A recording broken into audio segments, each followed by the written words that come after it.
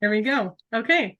Welcome to our third STEM Connector event of the semester. I'm Alyssa, the communications specialist at DeepSense, and we're also joined by Jishwan today, our STEM Connector lead at DeepSense, and she's also a student in the Master of Digital Innovation program at DAL.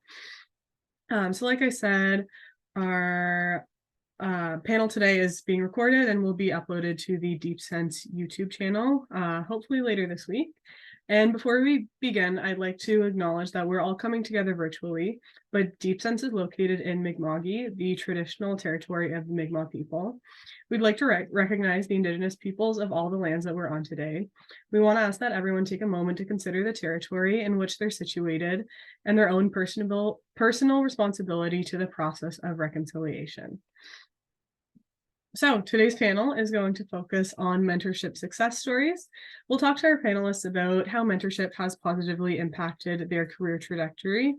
We'll hear from our panelists about how they connected with a mentor, how to sustain a mentorship, how mentorship has impacted their career trajectory, and advice on finding and connecting with a mentor. So before I'll introduce our panelists, I just want to briefly go through the structure of the panel today. So I'll introduce our panelists, and then Jishwan will start us off with a brief overview of the STEM Connector program, our Flash Mentorship program. And then I'll ask our panelists some questions to guide our discussion, but this panel is about what you guys want to hear about mentorship. So feel free to pop in at any time and ask questions either by raising your hand or pop a question in the chat. Because the panel is so short, we won't be having a designated question period at the end. So just go ahead and ask those questions when you come up with them. So to introduce our panelists, I'll start with Jordan. She is the acting director of the student experience for the Faculty of Science at Dalhousie University. She was the manager of Surge, Dalhousie's Science Innovation Sandbox. Armed with a master's in marine management and a bachelor's in marine biology, Jordan transitioned from field-based roles to her current position in student affairs. It is through mentorship and networking that Jordan was able to make this transition with ease. She's excited to continue sharing her story to help students find success throughout their own journeys. And our second panelist, Brigitta, is an MFA candidate at NASCAD University. Originally from mainland China, she lived in various locations and acquired a Master of Arts from Eastern Illinois University and a Bachelor of Fine Arts from Utah Tech University. Brigitta was an artist in residence at the School of Visual Arts and recipient of the Scotia Scholars Masters. Motivated by her passion for ocean literacy and environmental issues, Brigitta incorporates data into her artwork, enriching the educational and storytelling aspects. Her artworks serve as a celebration of humanity's capacity for positive change, while encouraging contemplation on interconnectedness and profound relationships between humans and the ocean. And our third panelist, Lucija, has a BSc in Marine and Freshwater Biology from the University of Guelph and a Master's in Science Communications from Laurentian University. She's currently based in Halifax, Nova Scotia, and is the acting executive director of DeepSense, an organization helping the blue economy through artificial intelligence support. Her passion for the ocean drives her career and has led her to work in ocean conservation, ocean education, and now ocean tech in Canada, Croatia, and the US. She's on the board of the Canadian Network for Ocean Education and is an active participant in Canada's ocean sector. And our final panelist, Alyssa, has over 8 years experience as a chef and managing restaurants, and she transitioned into tech in 2021, specializing in cybersecurity.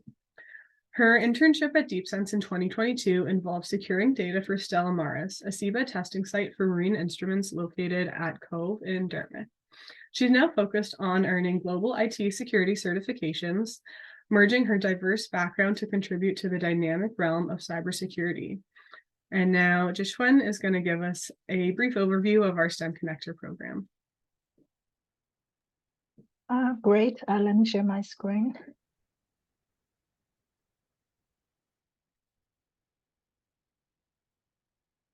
So STEM Connector is a mentorship program that is designed or hosted by DeepSense Surge Innovation and ShiftKey Labs. This is a flash mentorship It focuses on time efficiency and convenience, and there's no long-term commitments required, and also allows interaction with multiple mentors and mentees. And it also is beneficial for adult learners, and it also has great freedom, like self-directed and hands-on learning is more engaging.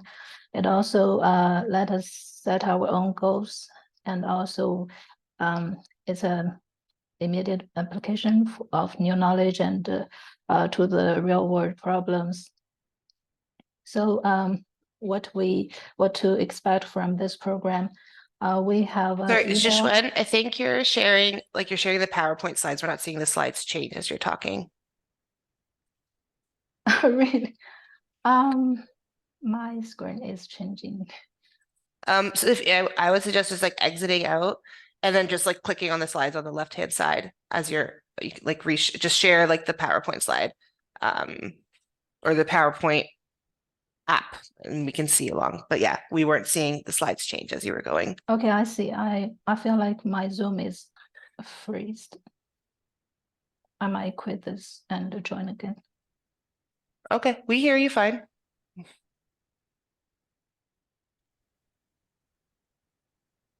Do you want to try sharing your screen again to see if it unfreezes?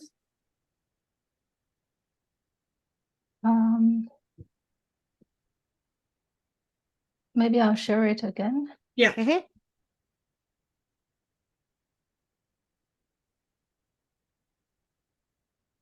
you see the screen changing right now? We see it says all about us in STEM connector, and we're like in PowerPoint, like it's not the full screen, like we can see the other slides on the slide on the side. So I suggest just clicking to like slide 3 and then just clicking that way instead of doing a PowerPoint presentation, just because it's tricky with Zoom to share sometimes. Not too bad. I don't know, maybe I have to quit this meeting and join again. I don't think so. Your screen, just share it as the entire screen instead of sharing it as just the PowerPoint. Yeah. So that you can see the change.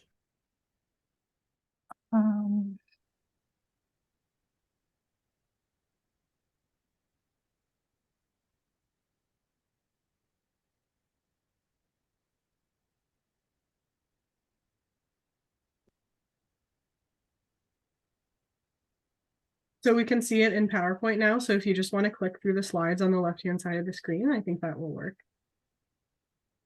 Oh, I see. Yeah. So Yeah. can you see? Okay. Yeah. Yes. So should I start it over? No, I think you're good to talk about the benefits, or like what to expect was the last where you, Okay. yeah. So what we should expect from this program is we have this kickoff email from the beginning of the term, and then we have onboarding document, and we also have initial mentoring match, and then Chova is an app for this program. It will does a magic intro bi-weekly, and we also host in-person social events. And then at the end of term, we also have an email newsletter. By the way, so for this QR code, you can scan this QR code to join this program. So the steps for join this program is first, we should try to create a profile on Trova, and then browse members and send messages, and then request meetings. And then you can prepare for and have the meetings, and then you can continue to talk, and or you can end the internship. So here's a screenshot when you try to join this Slack channel. Again, like scanning this QR code, you can have this prompt and then send up your email. So we have Trova in our Slack channel. Trova is an app that help organize this mentorship program, and it will display common interest and willingness to be a mentor or mentee or both. And it also does magic intros. It also has various search criteria. So in general, it will help us to reach out mentors or mentees.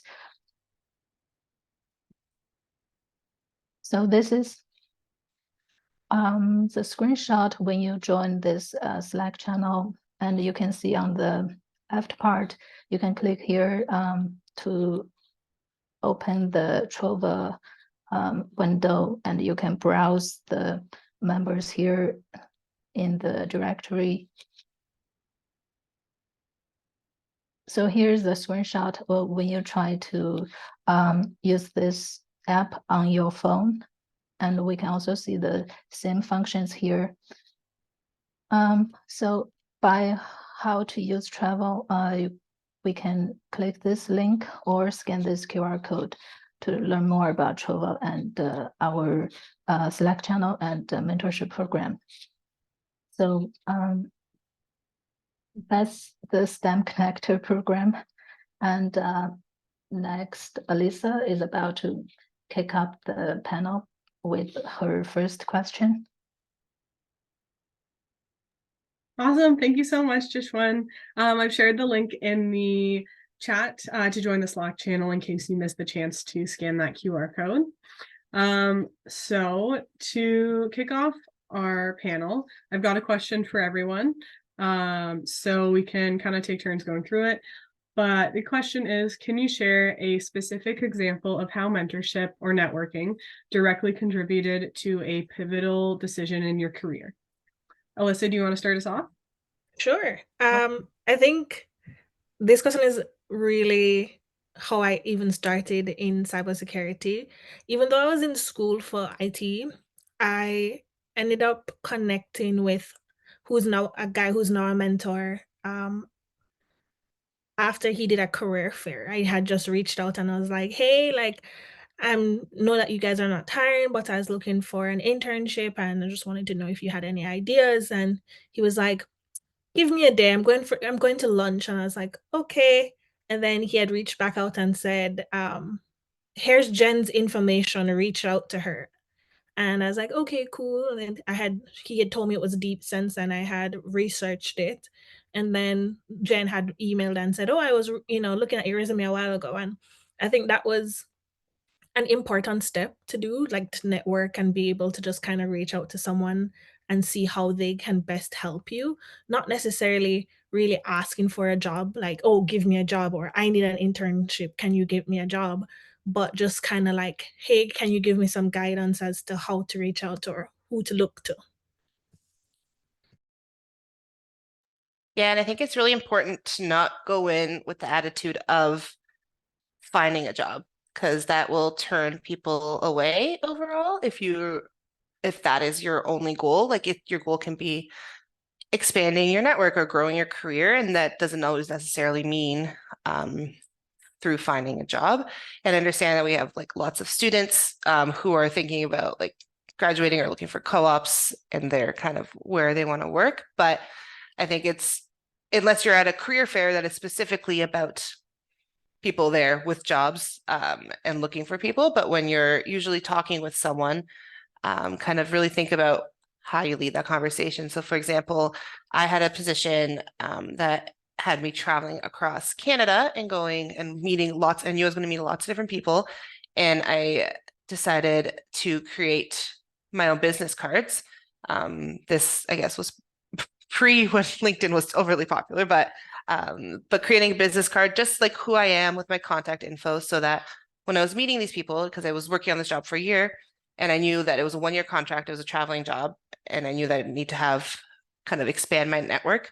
And so I really wanted to be really present and forward with people, introduce myself, and share my contact information, and hopefully they would share their cards back. And that is actually after that job ended, I reached out to someone I had met, and I was just like, it was great meeting you. I know that they mentioned a project coming up. I was wondering if you had any updates on that project, and it turned into a job. It turned into a four-month contract that I did with them, which I then met my next job through networking at that position as well. So that wasn't my intent. I was just wanted to see kind of where the project was going, but it just ended up well because I had made sure to kind of lay the groundwork, get people to know me, share my business card. At this point, I would probably do the same thing, but also send a message on LinkedIn as well. I think that'd be, in today's world, be the next extra step to do, is to share that extra LinkedIn message as well.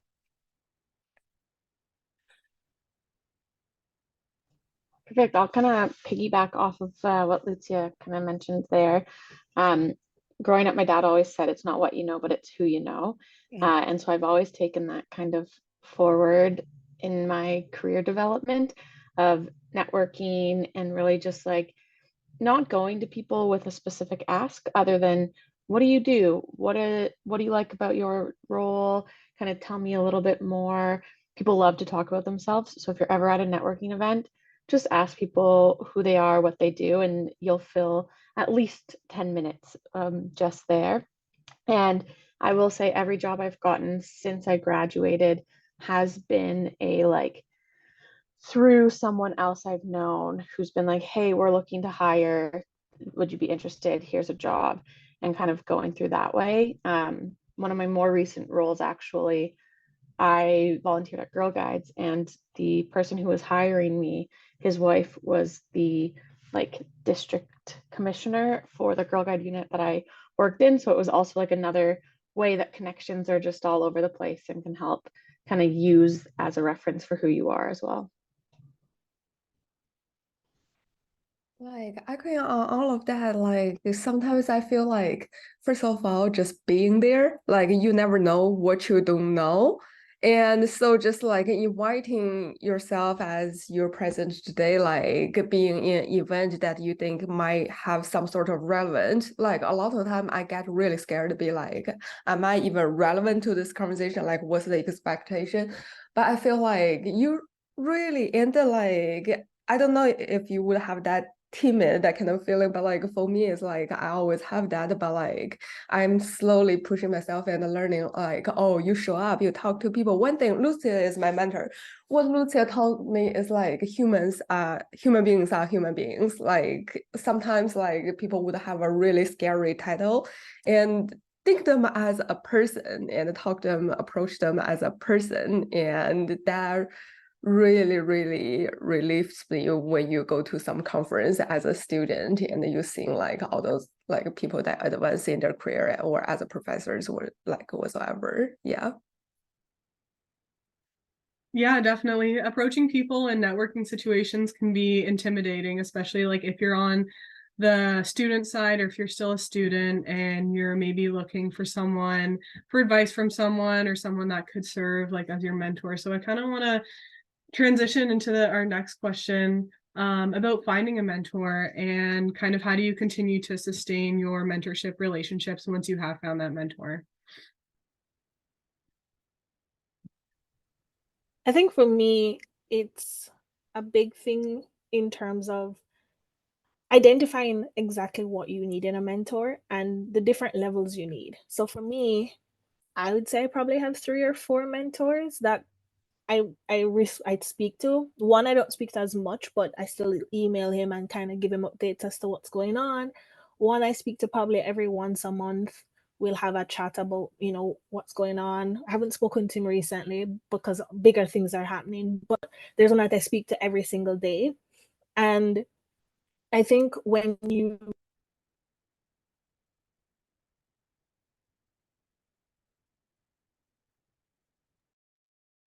Did Alyssa's audio cut out for other Yeah. people? Yeah, sorry, we just lost your audio, Alyssa. Yeah, technology likes to switch when you don't want it to. You're back now, though.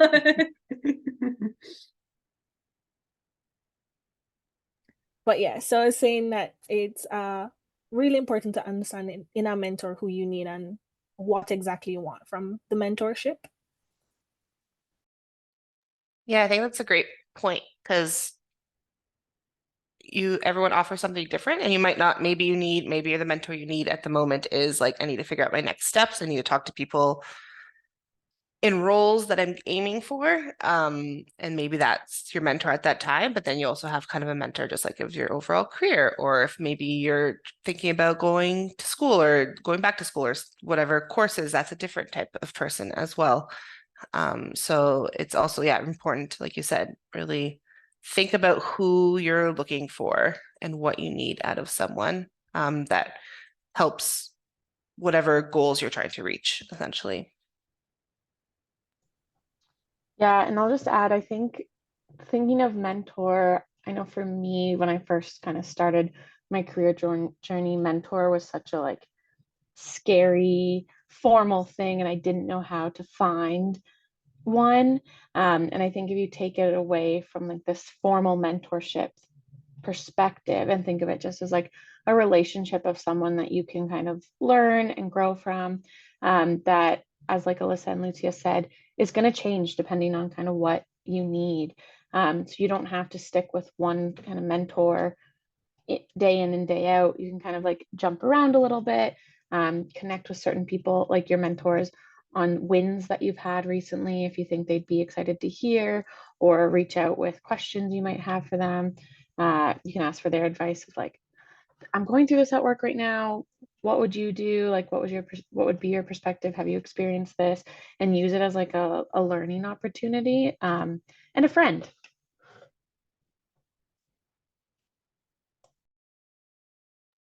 And for me, I feel like a lot of times I feel like is sometimes I do not know what exactly I'm expecting, but I definitely like look upon on the person, on the mentor that I'm talking to, and like know they have done really great things, and like, or like I love the way like they work, or like I love the way that how they expand the network. And then like it just like being there and observing, and like I feel a lot of things you cannot learn by paper, and like seeing your mentor like doing things in a way that you are like, wow, I like to be someone like that, or like I want to learn that from. And I feel like those non by paper, by textbook thing are the greatest thing that I learned from mentor, because you cannot get it from anywhere else. Thank you. Yeah, I think it's really interesting to consider like how you will probably have different mentors through different phases of your life and through different transitions. So I wanted to ask Alyssa and Brigitta about their experience. And did you have mentors in that transition out of school into the workforce? Or Brigitta, like now that you're still in school, do you have mentors, and like what kind of advice are they providing you, and how are they impacting that transition like into the workforce out of school? So for me, thankfully, I had a sibling who was in tech. And so she was kind of able to kind of be like, okay, so where do you want to go in tech? Do you want to do security, networking? Cool. Let's, I know this person in this department at my job that you can, try and schedule a call for and talk to them. So we did that, and I spoke to one person, and he kind of just basically looked at my resume and was like, if you want to go into security and you're not doing it really in school, I would suggest doing Hack Blocks, or I'd suggest doing Try Hack Me. And if I saw those things on your resume, I'd be very impressed, so it goes to show that you're trying to do some self-learning. And I was like, okay, I took that. And I still kind of had school going on and everything. And then once I did my internship, I had gotten my mentor. So that was kind of easy transition from school into the work world.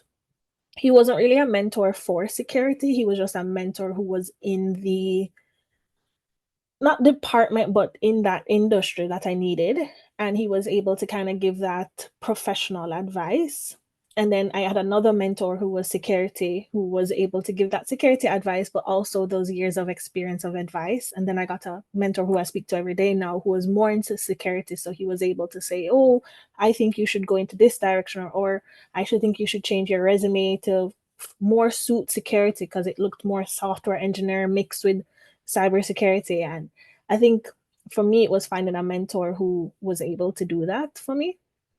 So I think that's important.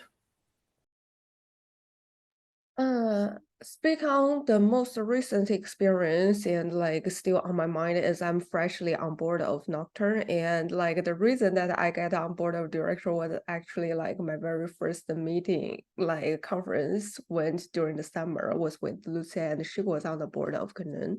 And so I was like, okay, like so when their board member or like start to open for like looking for more directors, I applied like and had no idea what's the expectation or what does that means. And after that, I think like I'm still trying to learn, and I start to find so many people like I also talked to Alyssa the other day about like what should I do on board, like if there's anything that I can do or like advance or like what's the expectation. It's really like mentorship, I feel like happens in these kind of experience and conversations, and just like to learn the experience doing things that you never thought about before and learn what it means, and so you get to do things that you never get to do before. But this is still a learning process. Like Yeah, I think touching on Brigitta, it's also important to understand that a mentor doesn't have to be someone to give you an advice or transition into an actual job. Your mentor can be someone, a friend who you can talk to about, oh, you're in art. Let's talk about art. I want to get more into art. How can I do that? That's still mentorship. You're still mentoring someone in terms of kind of helping them get into either an industry or figuring out a new untouched zone that you have figured out already, but they're just learning. So what she's talking about being on a board, I'd been on a board for a year, so I was able to give her that insight as to how I'd see how a board ran, right? So I think that is also important. Knowing your mentor isn't just going to be a professional person, but could also be your friend. Yeah, absolutely. And I think just thinking about the word mentorship, like there's so many connotations, and it seems like it does need to be a professional relationship. But then when you hear more stories about mentorship relationships that like your friends have had, or people, or like all of our panelists, for example, it kind of breaks it down and makes it seem a lot more approachable and informal. So kind of thinking about that, I wanted to talk about what are some common misconceptions that people might have about mentorship or networking, and how do you address them? So Jordan kind of brought that up earlier, so I don't know if you want to kick off that question, Jordan, but also Alyssa, you seem like you have something to say. So either of you, if you'd like to kick us off, you're more than welcome. Sure, I'll kick off, just picking up kind of where I left off. Is it can seem really intimidating and scary, especially if you're approaching someone with like a really fancy title. But I think, as someone else mentioned, like remembering that they're people at the end of the day, and people love to talk about themselves. And imposter syndrome can seep in for all of us. So just like remind yourself that you're meant to be there. You have a place, like what you're talking about, what you've got going, and just jump right in to it. I think another misconception, and what I've realized being in Twitter spaces, is that when you go for a mentor, you go for as I guess influencers would call it, a one-on-one session with someone who's in the industry, they feel like this one-on-one session is an automatic guarantee of a job. And it's not necessarily that. And you can't get upset with a mentor for not guaranteeing you a job, because that's not they're not talent recruiters that are going to guarantee you a job. But also understanding, as Jordan had said, speaking to a director might be very intimidating, but if it's somewhere you want to go in your career, it's better to talk to them now when you're starting off, and understand the stepping blocks that they did or the mistakes that they did, and kind of go from there. Because I guess the saying, putting yourself in someone else's shoe, kind of goes in touch with this, where if you want to be a director, put yourself in a director's shoe and see what it is like for a day. And you're able to understand, how can I get there? And I was gonna, yeah, I think again, we've said it a couple times now that mentorship doesn't equal job, but it's helps your career overall. And I think misconceptions I found as like someone who's been involved in the STEM Connector program is what that relationship looks like. So, and with STEM Connector, we really try to promote that it is we use a flash mentorship model. So versus the usual one-on-one traditional, you could say, mentorship. That's what a lot of people think. I think even when I started learning about mentorship, I was assumed that it was, oh, like I meet I get matched with this one person and I meet with them once a month for an hour and we talk for 6 months. And at the end, I will be inspired and learn so many things and all this stuff. And that's not necessarily how it always works. So sometimes I think it's important to recognize that not everyone is the best mentor. This is one thing and it doesn't, and if you're looking for that sort of kind of more long lasting relationship versus like a flash mentorship, the flash mentorship model is like you just kind of talk one time and you have asked very specific questions, but it might take some time to find someone that's a good fit for you. So don't always expect that, oh, I'm going to go into this mentorship program. There are programs that do set you up with a mentor. And it does take energy from both sides. So not just from your side as a mentee, if that's the role you're playing, to like reach out to them and set up a meeting, but also from the mentor itself. So I'm part of a mentorship program and my mentee did not reach out to me for the longest time, to the point where it's like, are you still interested in being in this program? Like, I don't, what are we? And then I was the one always having to set up the meetings, which I don't think is great. I think you should, as someone who is interested in this relationship and growing, I think make sure to help not burden your mentor with being the one that has to reach out. Make sure that you're also putting in the effort, that if your mentor is joined this program or agreed to a meeting with you, make sure you show up, make sure you use their time wisely, and ensure that if that is a one-on-one, and if you find that maybe after a couple meetings, you find that you're not vibing, that's okay too. You don't have to, you can fade away. You can officially say like, oh, thanks for your help, and not have to reach out again. That's totally okay. Like a mentorship isn't a permanent relationship. It might take time to find someone, if you want a more long-term person that fits your needs and understands you, and that's okay. So don't expect it. I guess the misconception is don't expect a job. Don't expect it to be best friends with your mentor on the get-go. It takes time to build a relationship, and sometimes maybe you'll find out that you're not a great fit, and that's okay too. Yeah, Sorry, sorry. Brigitte.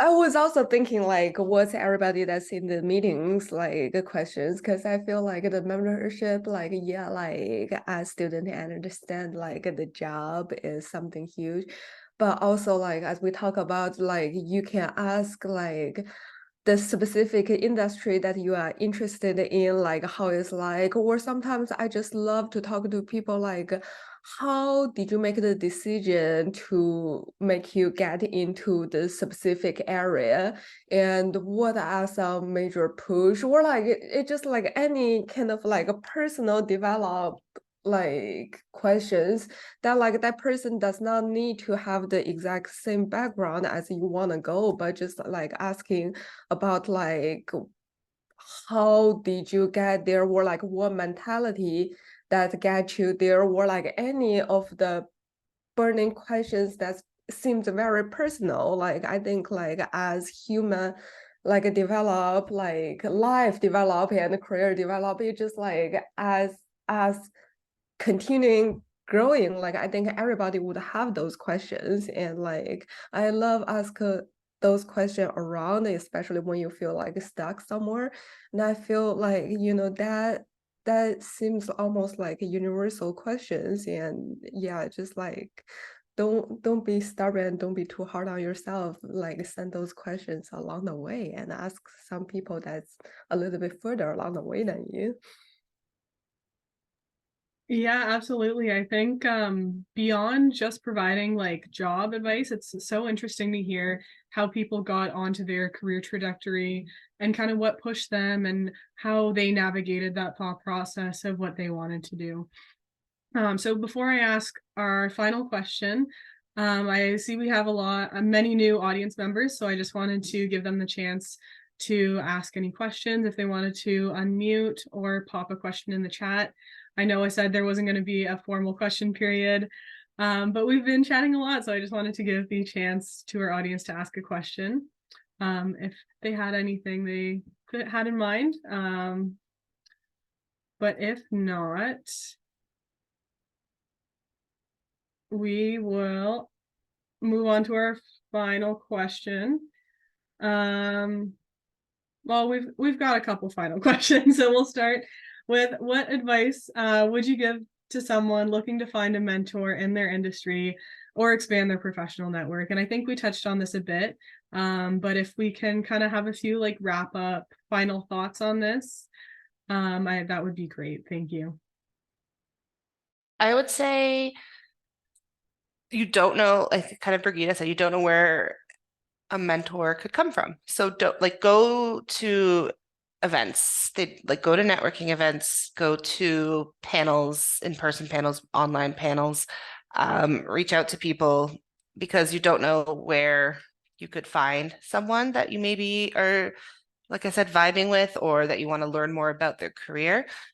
Because yeah, it could be like Jordan said, it could be the Girl Guides leader. It could be like you don't know what those connections are. You don't know who knows who in the background. So yeah, just being open to different opportunities, going to different events, meeting people. I know it could be tough for a lot of people, especially if they're introverted, but like putting yourself out there is something that is required, I think, in mentorship. You have to be able to put yourself out there to some degree to be able to have a successful mentorship relationship and especially to network. So take those opportunities, follow DeepSense and Surge on social media. We do lots of fun events and lots of great ways to meet us, and we bring in industry members and others to different events. So yeah, just participate, be active in your community, whatever your community is, essentially. I really wanna echo on that, sorry. No, because like before joining this panel, I was like, I'm a art background person and being in this environment.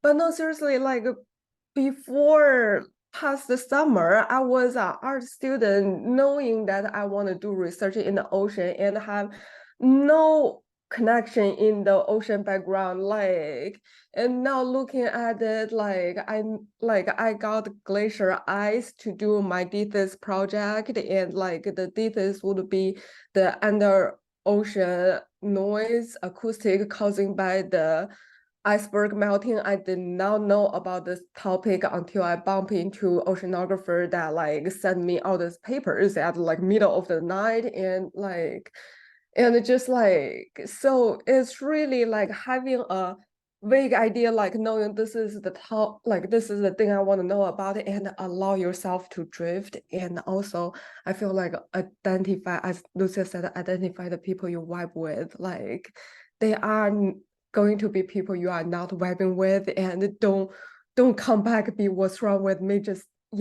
find people that you really like. Yeah, I was gonna say just Brigitta's story, the way she's involved in this is literally because she participated in the DeepSense Ocean of Data Challenge and won last winter.